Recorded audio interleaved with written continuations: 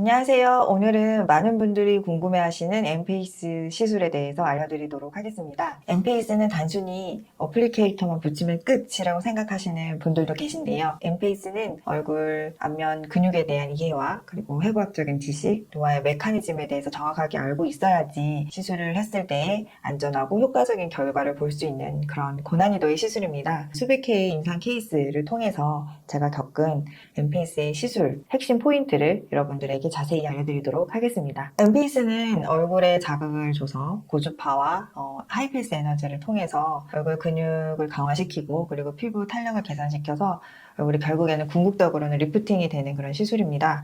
그런데 이제 패치를 붙이고 어플리케이터를 붙이고 20분간 방치한다? 이게 끝인 시술은 절대 아닙니다. 얼굴의 근육들은 여러 개가 있고요. 이 여러 개의 근육들이 유기적으로 굉장히 얽혀 있거든요. 그래서 이 근육에 대해서 이해를 하는 것은 굉장히 중요하고, 사람의 얼굴 근육은 크기와 위치 그리고 길이 이런 것들이 다 다양하기 때문에 이런 것들을 정확하게 평가를 하고 고려를 한 다음에 강도와 어플리케이터 위치를 세밀하게 조절을 해야 합니다. 특히 중안부에서 되게 중요한 근육 세 가지가 있는데요. 그 근육들의 이름은 큰 광대 근육과 작은 광대 근육 그리고 미소 근육입니다. 이 근육들은 얼굴의 표정을 짓고 입꼬리를 올려서 굉장히 얼굴에 생기 있고 그리고 발랄하게 보이는 그런 굉장히 중요한 요소인데요. 그뿐만 아니라 얼굴을 리프트 시키는 그런 역할을 합니다. 그래서 이 근육들이 노화가 돼서 탄력이 떨어지면 얼굴이 처져 보이고 우울해 보이는 그런 인상이 될 수 있습니다. 또 여기에서 한국인에게 또 중요한 부분이 모듈러스라는 부분인데요. 이 모듈러스는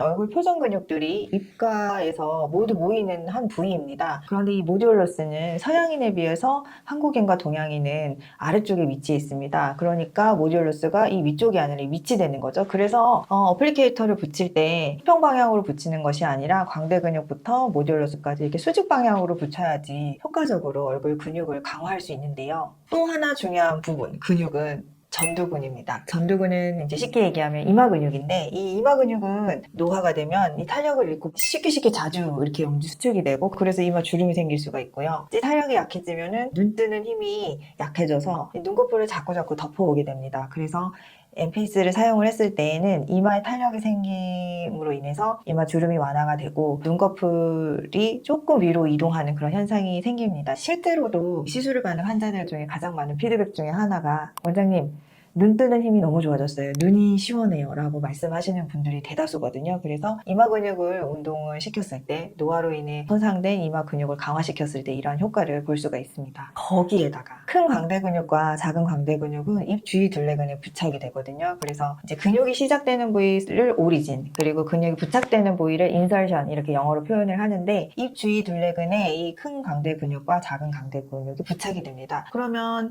엠페이스를 통해서 이 두 근육이 강화가 됐을 때 당연히 부착이 되어 있는 부분도 같이 올라가겠죠. 그래서 엠페이스를 하고 나면은 윗입술이 좀 위로 올라가는 그런 현상이 생깁니다. 그래서 엠페이스를 하고 났을 때 입꼬리가 좀 올라가고 그리고 윗입술이 외번되는 현상을 통해서 조금 더 젊고 발랄하고 덜 처져 보이는 그런 인상이 될 수가 있습니다. 그래서 이렇게 사람마다 다 다양한 얼굴 표정 근육과 피부 상태를 어떻게 파악을 해야 할까 고민한 결과, 저희 병원에서는 시술 전후 매회 사진 촬영을 통해서 환자의 정적인 얼굴 표정을 평가를 하고 근육의 위치와 탄력도를 고려를 해서 맞춤형 시술 계획을 세우고 있습니다. 엠페이스에서 또 하나의 이제 에너지는 고주파 에너지인데, 이 고주파 에너지를 사용할 때에는 단순히 강하게만 하는 것이 좋지는 않은 것 같습니다. 개개인별 피부 특성을 고려를 해서 시술의 강도를 조절을 해야 할 것 같고요. 또 예를 들면은 뺨과 이마에 어플리케이터를 붙였을 때 그 부착되는 부위의 피부 상태를 이제 확인을 하는 거죠. 그렇지만 사람들이 정말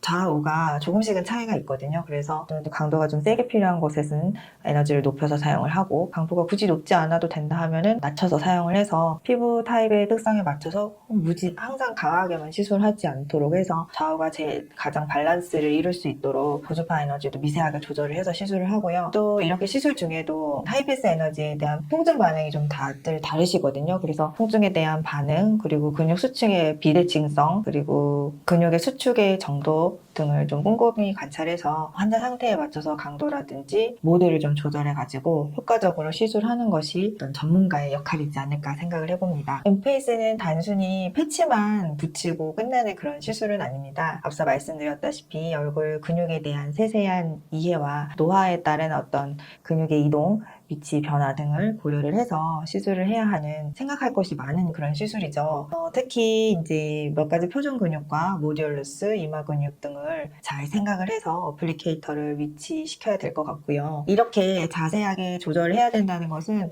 수백 개의 임상 케이스를 겪으면서 알게 된 것입니다. 저도 처음에는 어플리케이터를 붙이기만 하면 시술 결과가 나온 줄 알았는데 그게 아니더라고요. 그 근육을 정확하게 타겟팅을 하지 못했을 때에는 생각한 결과가 나오지 않을 수도 있습니다. 따라서 시술을 고민 중이시라면 엠페이스의 어플리케이터를 많이 붙여보고 또 시술 경험이 굉장히 많은 전문가를 찾아서 상담을 하시고 시술을 하시길 권유드립니다. 오늘 저의 콘텐츠가 도움이 되셨더라면 구독과 좋아요 부탁드립니다. 앞으로도 피부과 시술 정보에 대해서 자세한 내용들 많이 전달해 드리도록 하겠습니다. 감사합니다.